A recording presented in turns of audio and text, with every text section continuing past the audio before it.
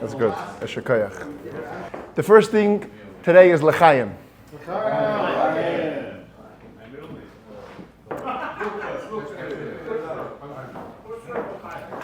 Today we say Good Yontif. It's a Chabad Yontif today. It's the Frierdiker Rebbe's holiday of liberation. Remember this chart? It's the Rebbe chart. So, this is the 6th Rebbe over here, Rabbi Yossi Yitzchak, the Rebbe's father-in-law. He was born in 1880, and he became, after the Communist Revolution in World War I, many spiritual leaders essentially fled the Russian area for their lives, leaving behind many communities stranded. And the Frierdiker Rebbe almost single-handedly took on the job of continuing Judaism underground. Today we have the documents. There was over 600 underground schools that he was running. Unbelievable stuff across all the time zones of Russia. Unbelievable organizational situation was going on there. One man against the regime. And after a couple of years, they had enough.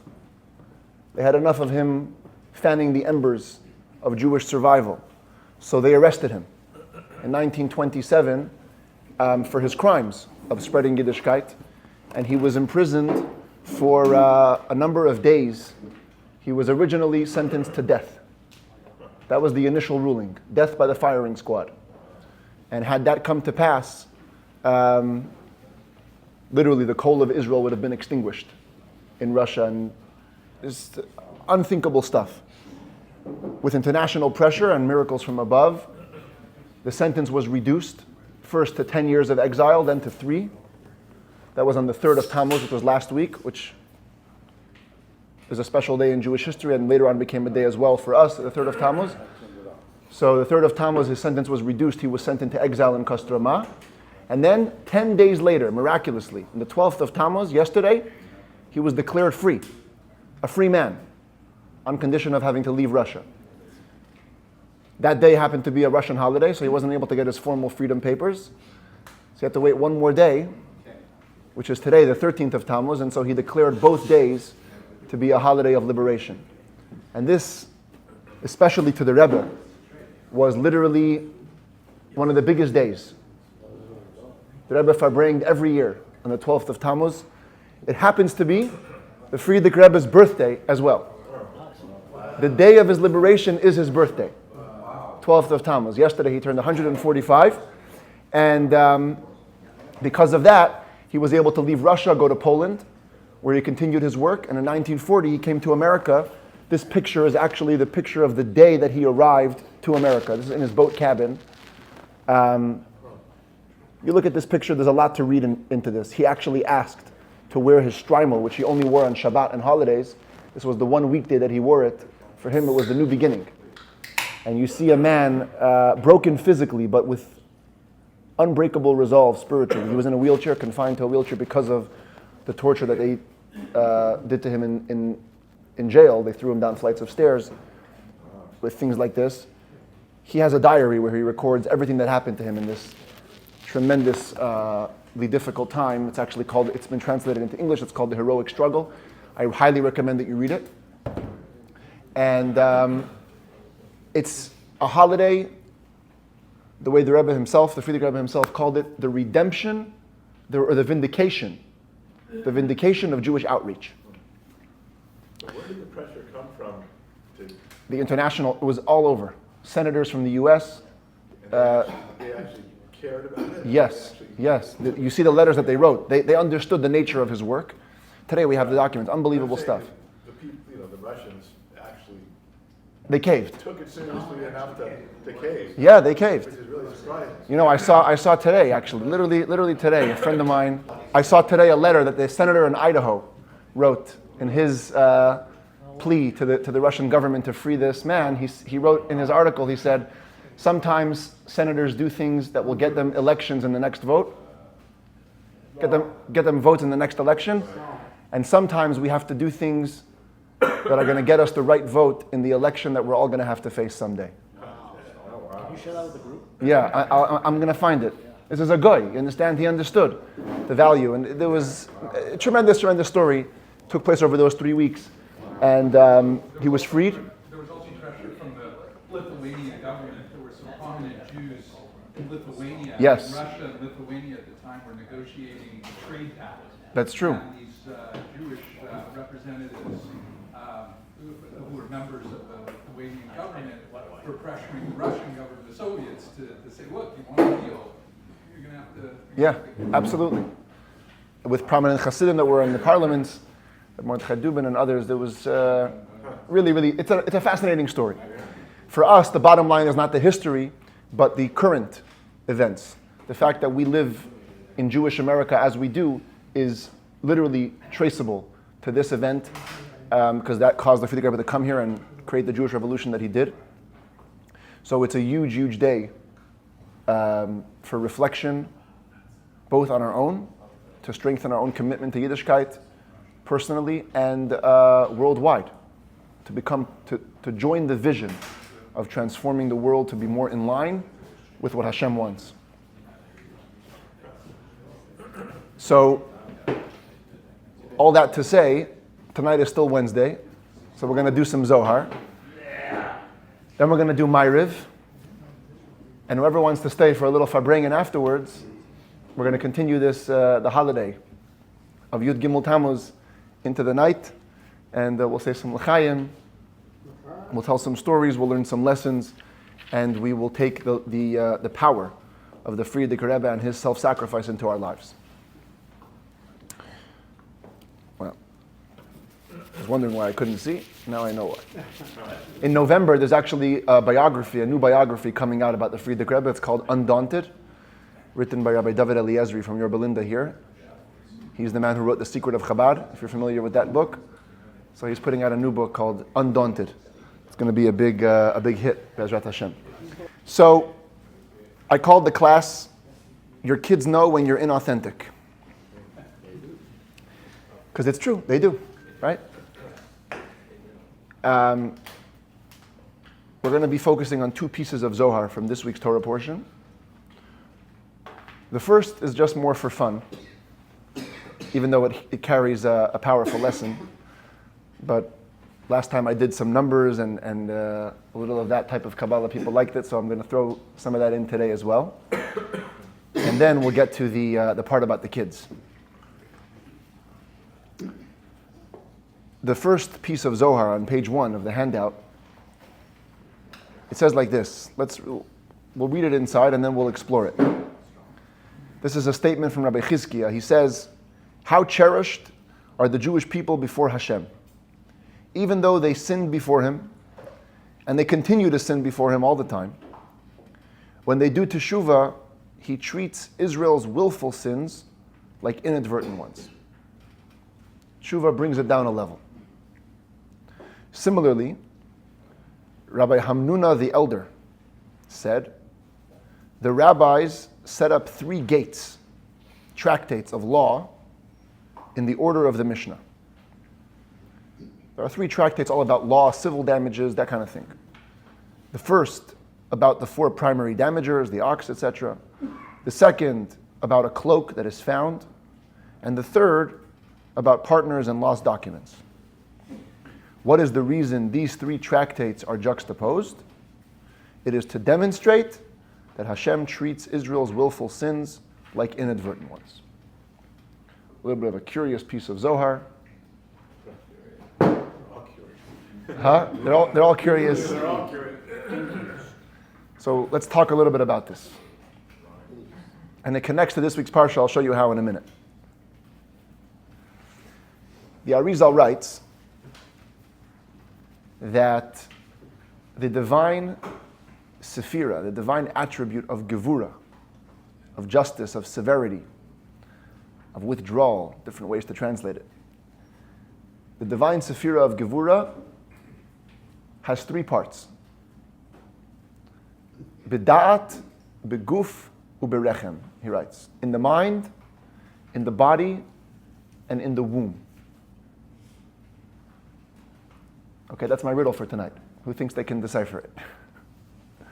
There's gevura in the mind, gevura in the body, gevura in the womb. He doesn't explain.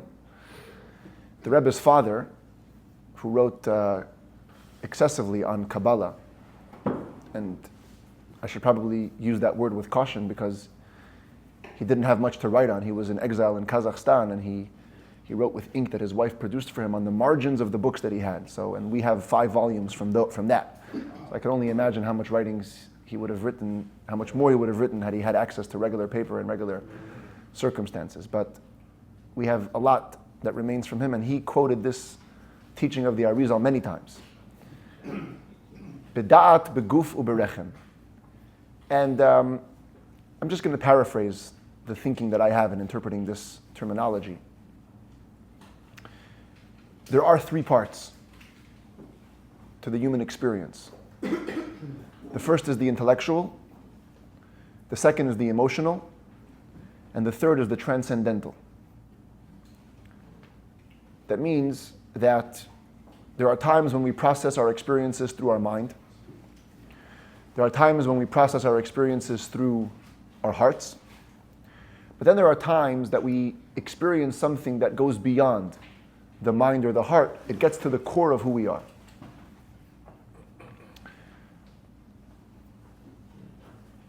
In each one, Gevura is required.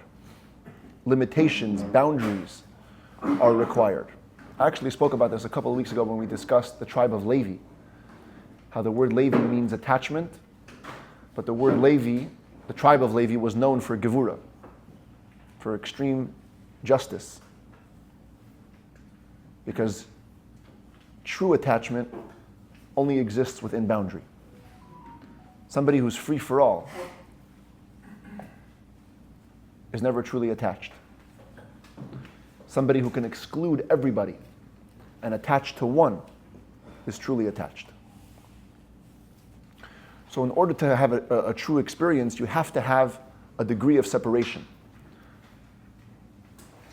And what the Arizal says, in effect, when he says that Gevura exists in the mind, in the body, and in the womb, is these points exactly.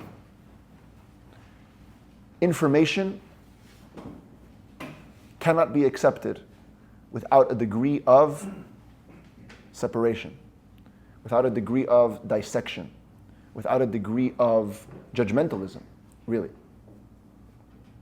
Even now, as you hear the words that I'm saying, you're measuring them against the sum total of your identity, the ideas that you know beforehand, and they're meshing or they're not meshing with the things that I am saying. That's healthy. That's the way we identify. If we like what we're hearing, if we don't like what we're hearing, if we're being impressed by what we're hearing, if we don't be impressed by what we're hearing or reading or any other information that we absorb. And it's super important because if we were just open to accepting everything, then we would accept falsehoods. We would accept inaccuracies. We would accept anything. That's why society doesn't like gullible people. Because gullible people don't have so much present this Gevura in their mind. They just sway with whatever you tell me to think. That's what I'll think. So the real mind needs Gevura. The same is true with the heart. Feelings are not allowed to run free. If feelings run free, unchecked, we become emotional people. We become people of impulse. We become people of outburst. We become people that are uncontrollable. And self-control and self-mastery is one of the most important parts of being a human. You must rein in your feelings.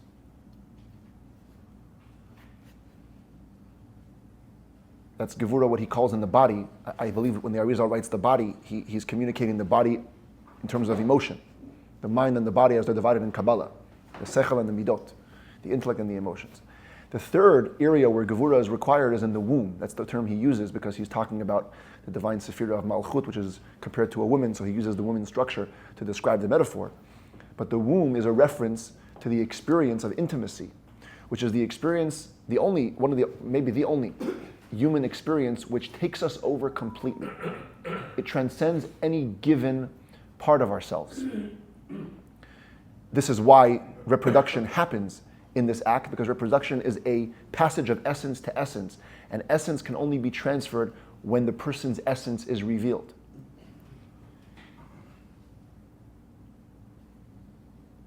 in the act of intimacy, the human being is completely subsumed. He stops thinking. He stops feeling. In the specific sense. Kabbalah calls this ta'anug, pleasure, because pleasure in its truest sense is something which locks out everything else and puts you in an ecstasy from which there's no return. Gevura is required there too. Even things which seem so wonderful as to take over the entire human experience have to be approached with a measure of restrictiveness, have to be approached with a measure of limitation, have to be approached with a measure of gevura, with strength. Strength meaning self-mastery, because those are the things, otherwise you risk exposing yourself to things that are dangerous. There's nothing more dangerous than surrendering yourself completely to something that is looking not for your good, but to damage. There are things that are even worse than absorbing false ideas or false feelings that can happen in a moment when you're completely surrendered. This is why it's so important to place our children around people who we can trust, because children easily surrender themselves. And when they surrender themselves, they are vulnerable. And when they're vulnerable, negative things can happen. Of course, when they're vulnerable, wonderful positive things can happen. I'm not here to harp on the negativity. But the idea being that gevura is required bida'at, beguf, uberechem. And therefore, in many, many places, when gevura is discussed in Kabbalah, it's divided into 3 portals. The 3 portals corresponding to these 3 things. So amazingly, this is all an introduction. To understand this, amazingly, the Rebbe's father actually finds here a wonderful allusion to this concept. He says we have 3 levels in gevura. The tribe who represents gevura was the tribe of Levi.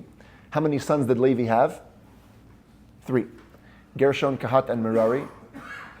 If you look into their lives and to their jobs in the Holy Temple, one matches the mind, one matches the heart, and one matches the womb, more in the sense of transcendental submission, devotion to Hashem. Kabbalat Ol is Merari. Now the Zohar here refers to 3 tractates that deal with law, damage, negative civil interactions. The cause or the possibility to have negative civil interactions comes from the divine gevura. Gevura is a tzimtzum, a reduction, a compression, and while it's done with a good purpose, it is the source for all negative phenomena. This is why what the Zohar is saying over here, there's 3 tractates of law that deal with damages concepts to correspond to the 3 portals of gevura.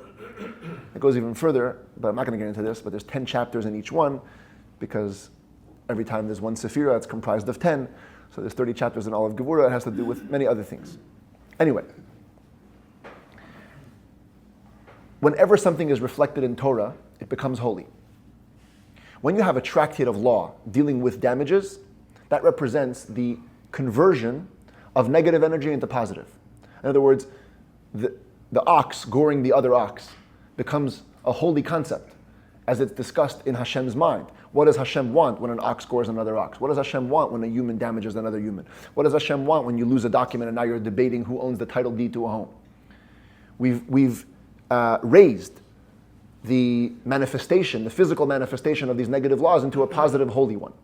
So the 3 tractates of law represent the 3 holy portals of gevura because they're discussing the damages in the Torah's lenses.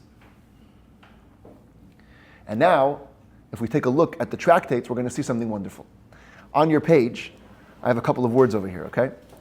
The names of the tractates are the ones on the top. You see these letters here? The names of the tractates appear over here. Bava Kama, Bava Mitzia, Bava Batra. That's in Aramaic for the first gate, the second, the middle gate, and the last gate. Each of the tractates is called Bava. Bava, if we take the word Bava, Beit. Wait, Baba or Bava? No Baba, not Baba for the Persians. Yeah. Bava. Bava. Bet, vet.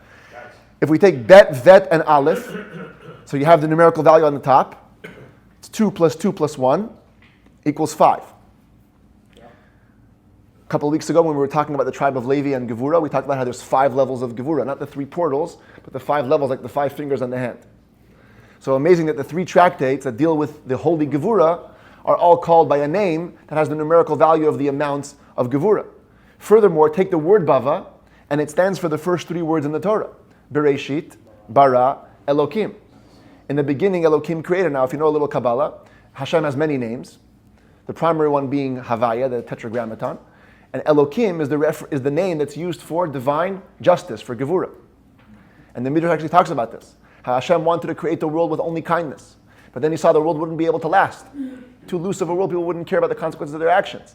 So he reined it in, and he incorporated Gevura into creation. So much so that the entire creation, the first chapter of Genesis, the only name of God that's used is Elokim, is Gevura. So Bereshit bara Elokim, in the beginning, essentially, in Kabbalistic parlance, you would say, in the beginning, Gevura created. So the word Bava, numerically, and its acronym, has to do with things that have to do with Gevura. But this is the holy Gevura, the holy limitation, the holy boundaries.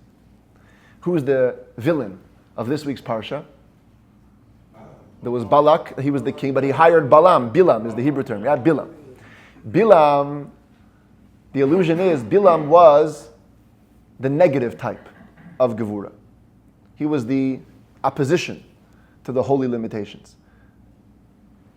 By the way, one of the big things that he noticed about the Jewish people was how their tents were not facing each other, the boundaries that the Jews kept.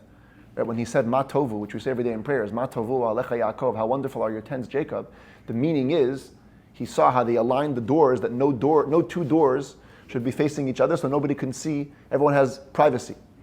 So he observed that holy limitation. He wanted to take advantage of it and misuse it and curse the Jews with that, but he ended up saying the blessings. How many times did he try to curse the Jewish people? 3 different times. Why? Because he was trying to access the 3 different portals of Gevura. How many times did he hit his donkey? 3 times. Right? Got stuck this time, that time, that time. And it got narrower and narrower, like Gevura gets narrower and narrower, the path. First it was on a wide path, and it was on a narrow path, and it was on a very narrow path. What's more amazing is that Bilam has the numerical value, if you take the word, Bet, Lamed, Ayin, Mem, 2, 30, 70, 40, numerical value of 142. 142, look at this. The last letters of Avraham, Yitzchak, Yaakov, Mem, Kuf, and Bet, 142. The first letters of the tractates, Bava Kama, Bava Metzia, Bava Batra, 142. So you see this alignment. Oh, I didn't say the reason why he's in the last letters of Avraham, Yitzchak, Yaakov is because negativity always tries to latch on to positivity, but it only gets access to the lowest levels, the end. So he tried to nurture some of his Gevura from the holy Avraham, Yitzchak, Yaakov, but he only gets it from the very end, the tail end. And it's supposed to filter into the Kama, Metzia, Batra, the 142 holy types of Gevura, which is what ended up happening. It was converted from the endings of the letters to the beginnings of the letters to becoming the channel of divine blessing. So here you see just, I don't know if it does it for you guys, it's a very interesting thing. The numbers and the letters and how they all interact. And this concept that everything is mirrored in the Torah, even down to the minutest detail. But if we get away from all the details for a second, the lesson, what's the takeaway from all these numbers and jumping people? It's easy to miss the takeaway. The takeaway is that there's a war, there's an existential war that's taking place between the domain of positivity and the domain of negativity. And the tools that are used, this is the fooling part of it, the tools that are used are the same. Unlike in 2 armies that are fighting, you typically have different tools, different weaponry, different tactics. The Kedusha and the Klippa, the holiness and the shell, they nurture from the same place, so they use the same tactics, the same Gevura. One Gevura limitation boundaries can be holy, and at the same time it can be unholy. One time a boundary is serving a positive purpose, one time a boundary is a Bilam trying to curse and take advantage of the Jewish people. We have to be alert. We have to be awake. We have to be in tune to knowing when it's Bilam and when it's Torah, Kama, Metzia, Batra. When it's holy Gevura, when it's unholy Gevura. We must know that the Gevura is necessary, but has to be used in the right moderation. So that was just the fun part, I guess, what I liked when I found this piece of Zohar.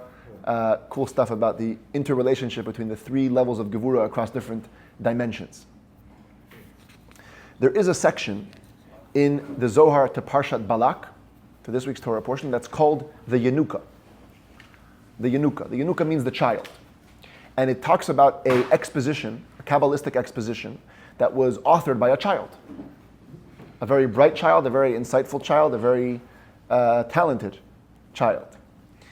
And the exposition begins with a story. So we're going to focus on the story, because the story itself carries many, many wonderful lessons. One that actually connects to the 12th of Tammuz, 13th of Tammuz, which we're celebrating tonight. So I thought it appropriate. And that's the part of Zohar that we're going to delve into momentarily. First, any comments or questions on the last section? Okay, we're good to go. So let's take a read. On page 2 of the handout, you have this story. Says the Zohar, Rabbi Yitzchak and Rabbi Yehuda were walking on the road. They reached the area of Kfar Sichnin, where Rabbi Hamnuna the elder used to live. He's the guy who was quoted in the first source, right? He was the guy with the 3 gates. But he had since passed. That's what the commentaries say. Based on the details of the story, he had passed away. They were invited by his wife. She had a young son who spent all day in school. That day, when he left school and came home, he saw those sages. That's how I translated it. Some of the commentaries say that the word when should be deleted. That day, he left school. He had an insight. He felt the holy energy around his home. So he left school early to go see the sages. Anyway, he goes to see the sages. His mother said to him, "Get close to those great people so that you may gain blessings from them." Kid approaches them, but before he came close, he turned around. He said to his mother, "I don't want to get close to them. They didn't recite Shema today, and I was taught that anyone who doesn't recite Shema in its proper time should be excommunicated all that day." There's a kid. Say, Levi? huh? The kid of Levi? The kid of Levi, right? It's very Gevura. Doesn't say. But he tells his mom, "I don't want to get close. They didn't say Shema today." The sages heard, they heard his words, they expressed wonder. They raised their hands and blessed him. They said, "It is certainly true. Today, we were helping a groom and bride who didn't have what they needed and were therefore delaying their marriage. There was no one to help them, so we helped them. This is why we didn't read Shema in its proper time. However, it's not problematic since one who is engaged with one mitzvah is exempt from all other mitzvahs." They then said to the child, "My son, how did you know? How did you know that we didn't do Shema?" He said to them, "I knew from the smell of your clothing when I approached you. I smelled it." They were in wonder. Okay, one more part of the story. They sat down, washed their hands, and broke bread. Rabbi Yehuda's hands were dirty, and he made the blessing before washing while his hands were still dirty. The child said to them, "Had you been the students of Rabbi Shemaiah the Pious, you wouldn't have made the blessing with dirty hands. For one who makes a blessing with dirty hands is liable to death." The kid's on fire. Okay? This is a quote from the Zohar, and right after this, his exposition begins. And it's pages and pages of Kabbalistic literature. But the story, the Rebbe spoke about the story 3-4 times. Every Shabbat, he used to expound on a piece of Zohar with his father's commentary. His father was, I mentioned before, was in Kazakhstan, was jailed in the 40s. He passed away untimely death in 1944. And his writings were stuck for a long time. In 1969 or 70, they came out to the United States. He finally got access to those writings, and the Rebbe had them printed. And as soon as they were printed, he said, to honor my father, I want to expound upon his teachings. He didn't say it in the beginning, but then it became a weekly thing. Like, that's till the end. It was mamash every week, as an honor to his father, expounding on his father's Torah. So this story, when there was the Torah portion of Balak, the Rebbe returned to the story again and again and again. And there's a lot of commentary, a lot of things to think about. Just one side thing, the Rebbe once said, just in the end first, going a little backwards. He said Rabbi Yehuda's hands were dirty. Yeah? So the Zohar doesn't say what they were dirty with. Like, why was his hands dirty? And why would he make the blessing before having his hands cleaned?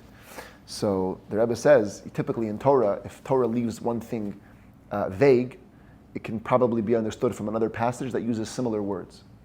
So in the Zohar, the word is meluchlach.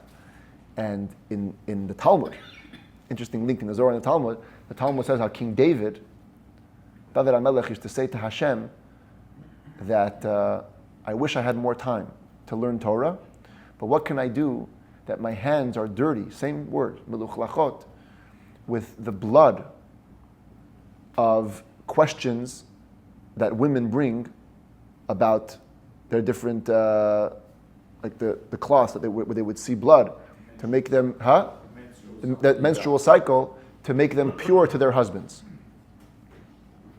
One of the biggest occupations of rabbis, even till today, people don't know this enough and it needs to be stressed, is working out ways to allow couples to continue their relationship.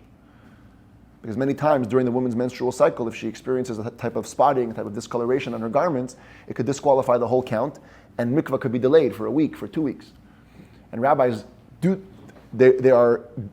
of their holy duties is to inspect these different spottings and to find ways to make them pure. L'taher isha leba'ala, to make a woman pure to her husband. So the Rebbe said it's very possible that Rabbi Yehuda was referring to this in this story. His hands were dirty with a mitzvah dirt. In other words, this was holy. This wasn't physical, mundane dirt. Holy dirt. So therefore he wanted to wash with them, so to speak. But anyway, returning to the core. The Rebbe has a number of approaches, a number of sichas on this story. And instead of communicating the spiritual elements only, I want to take the liberty to paraphrase it into modern, I think relatable language, especially one that could help us in our relationship with our children, for those of us that are fathers, whether we're adult children or kid children, doesn't make a difference, or we're Zadies with grandchildren, it's the same thing. And it's universal lessons that apply even without, not for children, as well. The first thing you notice over here, this kid was calling out the truth, right? Forget how he knew for a second. We'll get into that in a minute. Adults are in the room. His mom says, go, get close to these guys. He says, no, I don't want to get close. They didn't read Shema. Or the kid sees you washing your hands. He goes, what? You made the blessing with dirty hands. What happened, right? So our instinct, when kids point out the flaws in behavior, is to, what do you call it? Huh? Tamp them down. Yeah, tamp him down. Come down hard. What do you mean? You're wrong. You didn't see. We deny. We gaslight. Sometimes. It's ego. It's ego. Somehow we've built up this version of reality where, as the adults, we have to be impeccable. Respected. Always right. Even though part of every healthy parent's education, I hope, is we want our children to know that when you go out into the world, not everybody's perfect. Not every adult or authority that you meet is 100% right. But with ourselves, somehow, we can't handle, we don't apply that standard. Daddy is always right. Even if he's wrong. Even if he's wrong. It goes to honor your mother and father too. Huh? Okay, hold on. Honor the father and the mother is a separate thing. But there's an ego that gets triggered when the kid points out what he's just doing innocently, saying the truth. The humble response is to acknowledge if there's a flaw.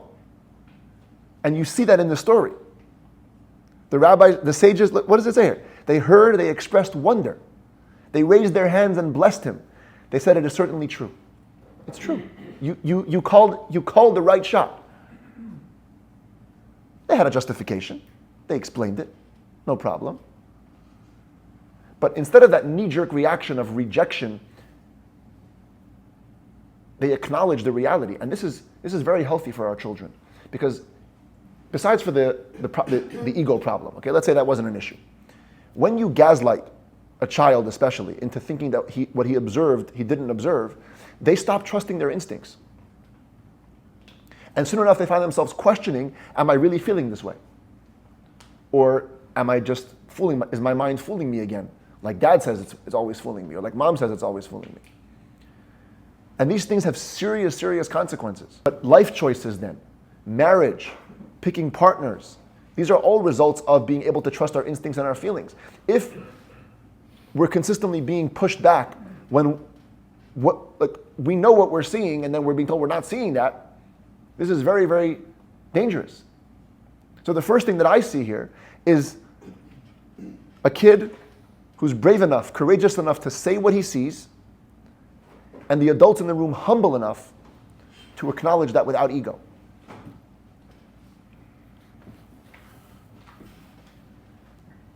There's another part of it, before I get to the spiritual meaning. They asked him, how did you know? And they said, how did you know we didn't read Shema today? Even with a good reason. What did he say?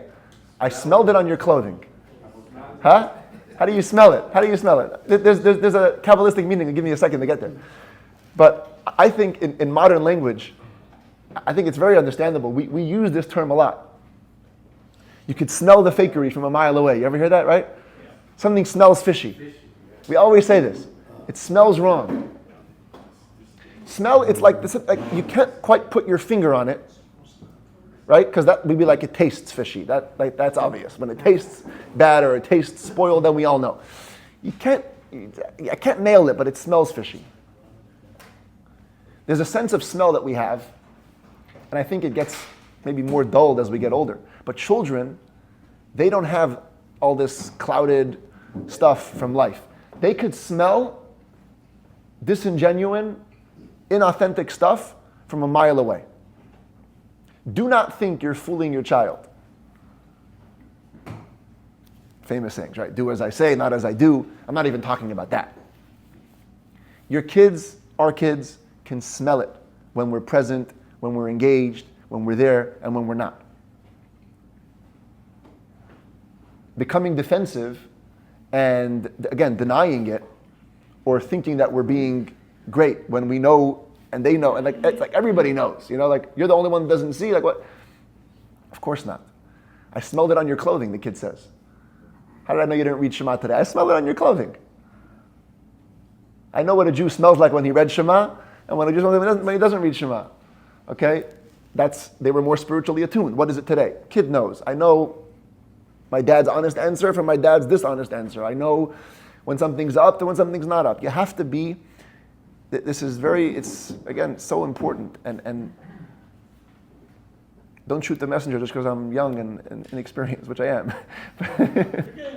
But it is the truth. It is the truth. Now, what's the spiritual meaning? What does it mean? You have a comment? One of the ways we're going to know Mashiach, because Mashiach will smell the truth. Yes. And the sense of smell, because the nose goes right to the brain, is a direct communication. And it's a sense of in your core. You can't touch it, you can't feel it, you can't reason it out, but in your core you understand in your spiritual. You're exactly right. I'll get to that in a second, yeah. It does say that. One of the signs of Mashiach is that he will smell and judge. In fact, one of the ways that they crushed the Bar Kokhba revolt, when he declared himself Mashiach, the sages said, give him a court case, ask him if he can smell it out. And he wasn't able to smell it out. That was one of the ways that they knew he was a false Messiah. So what is the spiritual meaning of this? I smelled it on your clothes.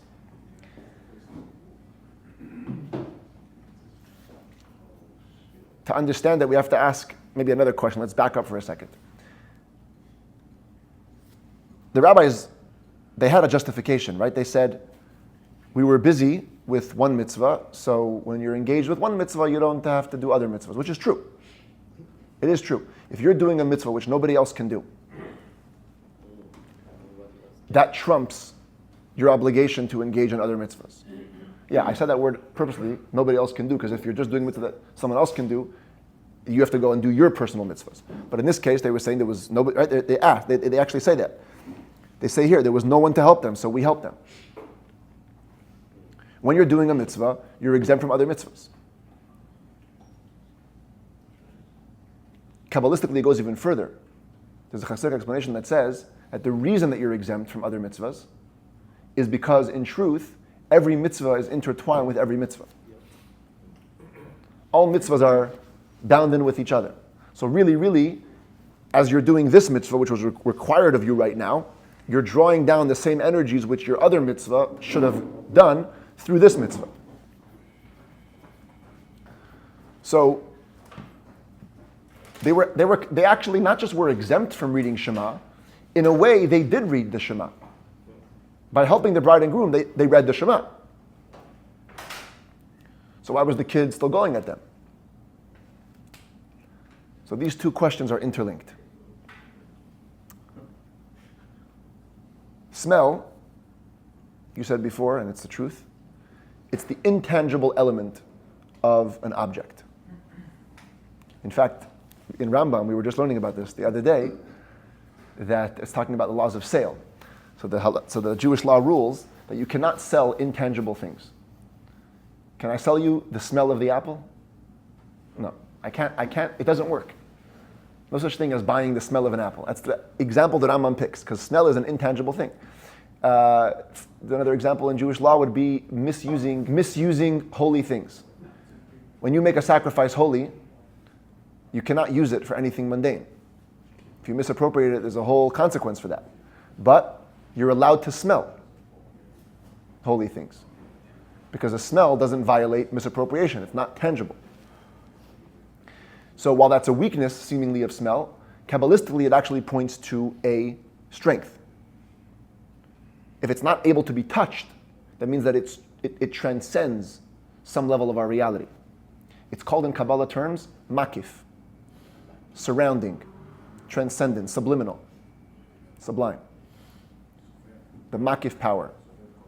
Sovev kol almin is another term for that. Versus pnimi, versus internal, integrated, engaged.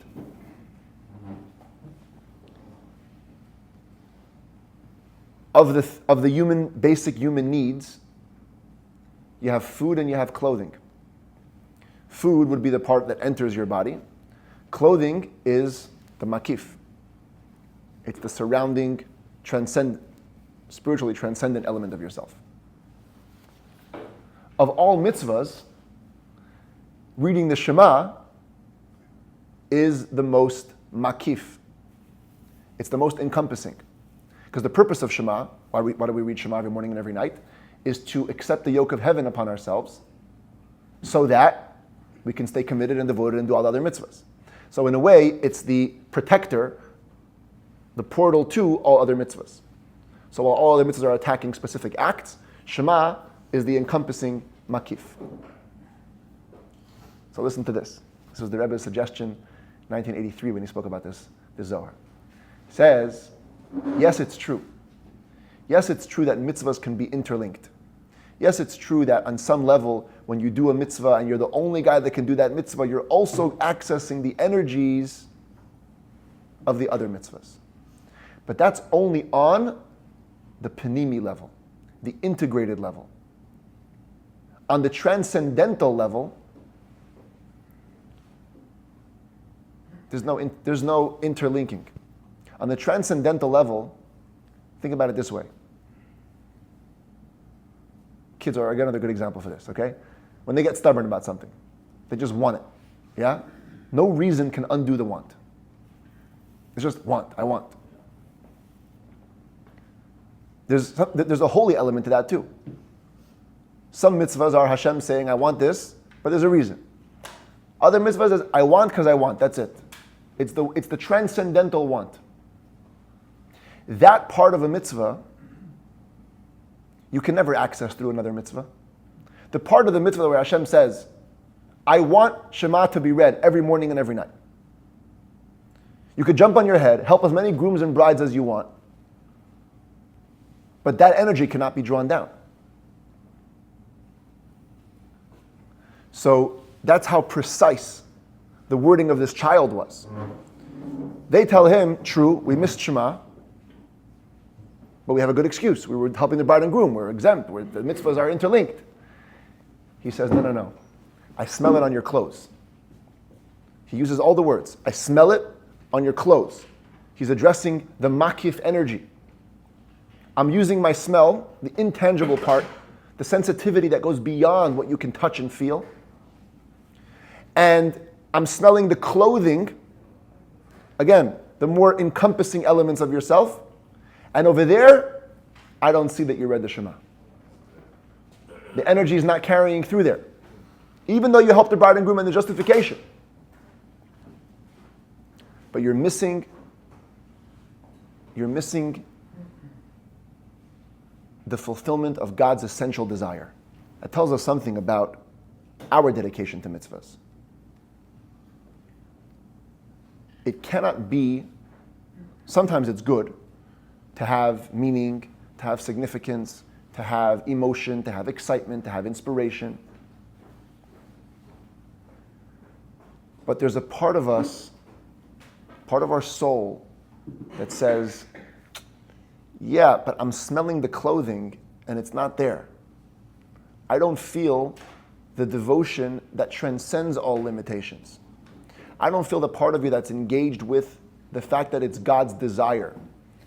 Before Shavuot, I told you that thing about the commandments versus the commander, right? Yeah. The Gentile approach to the Torah, which why they didn't accept it, was they were engaged with the commandments. We like this one, we don't like that one. The Jewish approach was, it's you, God, we're here. Whatever you say, we'll do. Commander before commandments. That's submission to will before specifics. That we need to make sure that we have. That we need to make sure that we're locked into. That is the part of us that gives us the ability to put everything aside before the fulfillment of Hashem's will. What we call today Mesirut Nefesh, self-sacrifice, is rooted in that. The smell of our clothes. The part of us that's not eaten, not imbibed, not digested, not worked through necessarily perfectly, doesn't stand up to all logical calculations. But it's the smell of a Jewish clothes. Not it smells fishy, it smells holy. I need to engage with that part of me, the higher part of me, the heightened sensitivity. You know, it's amazing. The Rebbe's father points out that this child, he apparently has a heightened sense of smell. Yeah, he was the son of Rav Hamnuna the Elder. Rav Hamnuna the Elder is quoted in the Zohar. Look at this. This is in source 3. Elsewhere, this is a different part of the Zohar, but he's quoted in the Zohar as saying, it was taught when Rabbi Hamnuna the Elder wanted to say his prayers, he would say, I pray to he who has a nose. I plead with he who has a nose. He called Hashem the nose master. Baal HaChaitem is the Hebrew term. I daven to the one with the nose. So yeah, I guess the one who knows, right? He knows, yeah. What is it? He's limiting Hashem to having a nose? What kind of word is that? I daven to the one who has a nose? Jewish nose. The Jewish nose? The Jewish nose comes from Hashem's nose? Or spiritually awakened. That's the pshat. That's the meaning. He says, I want to daven to the God that relates to the sense of smell. I want to be in relationship, I want to be connected to the type of creator who's beyond the tangible specifics. In fact, the term Baal HaChoitem could also be interpreted not as the one who has a nose, but the one who created the nose. There was one who gave me my nose. So imagine you have a dad who every day says, I want to daven to the Hashem with the nose. You're going to also, your nose is going to be a little bit improved. Yeah. Well, as you were talking about this, the two things that struck in my mind were Besamim. Besamim, yes. And also the etrog. Yes. So interesting, if we're already talking about that, because I should maybe debunk a myth that's going to make people uncomfortable. But I got to say it because you brought it up. But Besamim is you must smell that on Saturday nights. That's it's related to the soul. It's actually very true. Why on Shabbat? Because our soul leaves. And with the etrog, I'm sorry, but I'm just gonna say it. You're not allowed to smell the etrog on Sukkot. Really? Wow. Yep. Why? I just ruined like a lot of people's Judaism. I know. It's like, Huh? huh? It doesn't have a smell? It has It has a wonderful smell. It's a beautiful citrus. It's a beautiful citrus. It's not. No. Why? This is going to sound funny, but this is the truth. It's in Jewish. It's literally in the law. It talks about it. When you open the box, the smell hits you. Okay, if a smell wafts out, I'm not telling you not to. I'm saying this. Many people you see on Sukkot, they'll shake the lulav, and then after they're putting it away, do that. Huh? Yes. I don't want to, downplay Jews. They do it out of love. They do it out of cherishing the mitzvah. I know, but if you brought it up, I have to say, the etrog. You know how on Shabbat things are muktzah? You hear that term muktzah? You can't touch it, muktzah. Muktzah is not just a Shabbat term. The etrog throughout the entire 7 days of Sukkot is muktzah. Muktzah means it's set aside for its mitzvah. It's not meant to be used in any other way. So to smell the etrog is misusing the muktzah. Oh, you're not eating it too, right? Huh? You certainly can't eat it, but if you eat it, you won't have an etrog. That's another story. No, but that's the same difference. Yeah. But but it's just the truth. So You don't eat it. I know Sukkot isn't. So no eating it, but not even smelling it. But outside of Sukkot, Outside of Sukkot, so before when you buy the etrog, make sure it smells nice. Yeah. After when you're disposing of it, you can also make sure it smells nice. Many people actually, my wife's family, they've been doing this for years. They take the etrog after Sukkot and they, make a liqueur. No, they put the cloves into it and they use it all year round for the Bisamim, for Havdalah, how it comes together. Very interesting. So that's totally allowed. But on Sukkot, you shouldn't smell the etrog. Anyway. Mythbuster, I'm sorry, but I had to. You brought it up. Your fault. Also, one other thing I wanted to mention is that wherever you go, when you're walking, your nose is the first thing to kind of go into a place. Like if you come into this room, your nose always is the first thing to enter. Yeah. The skinny guy. I didn't think of that actually. You smell food, he smells spiritual. You're right. I didn't point it out before, but the nose also is the source of life. Right? Hashem blew in our neshama into our nose, and it according to Kabbalah, it leaves through the nose.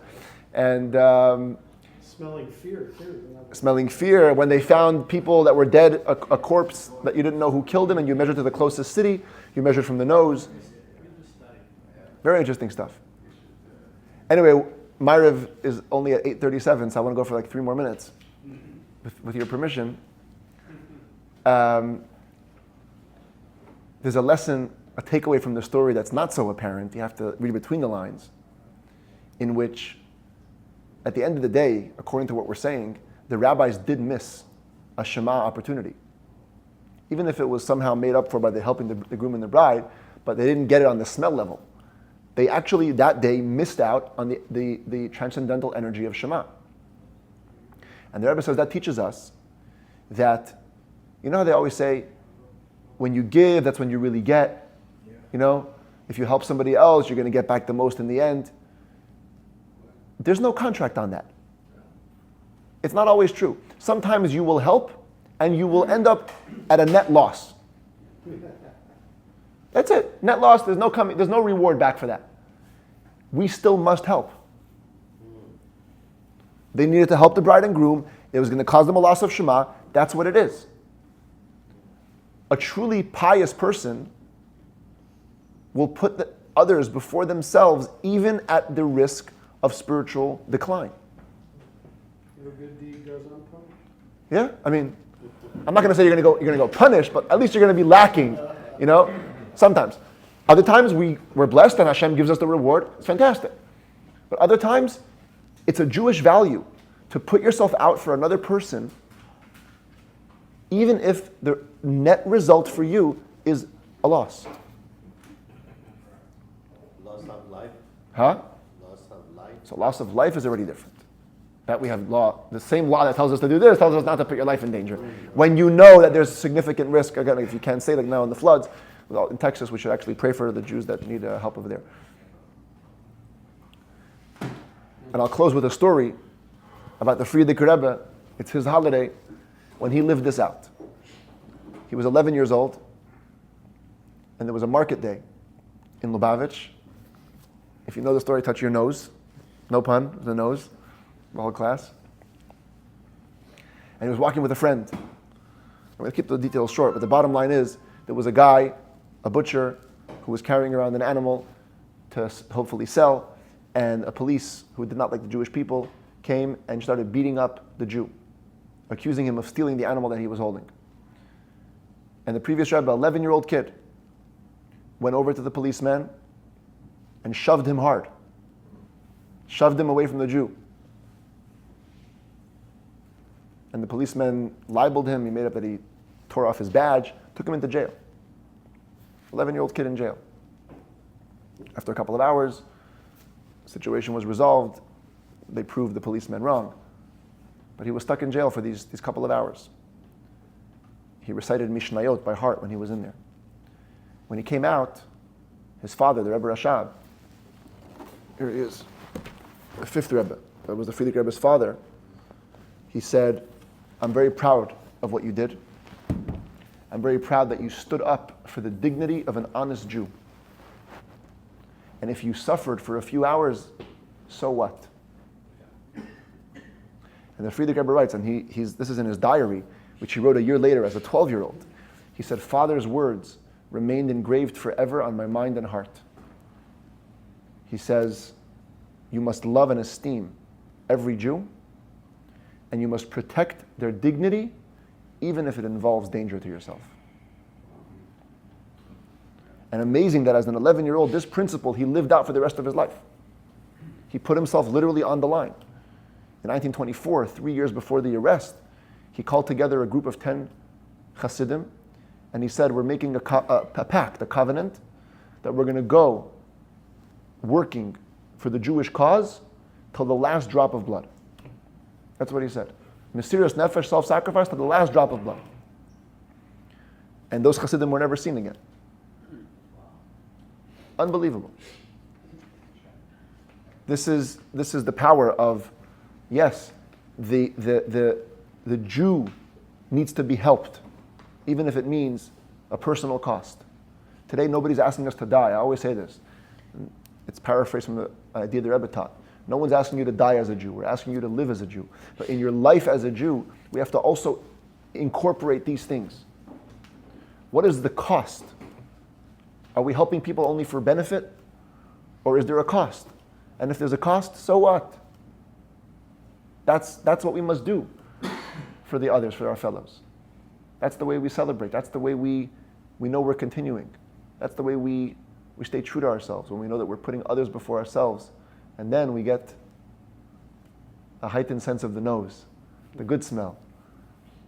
We can smell everybody's clothing in the proper way. Everyone's filled with the right energies. And everyone's aligned and together as one. L'chaim, l'chaim.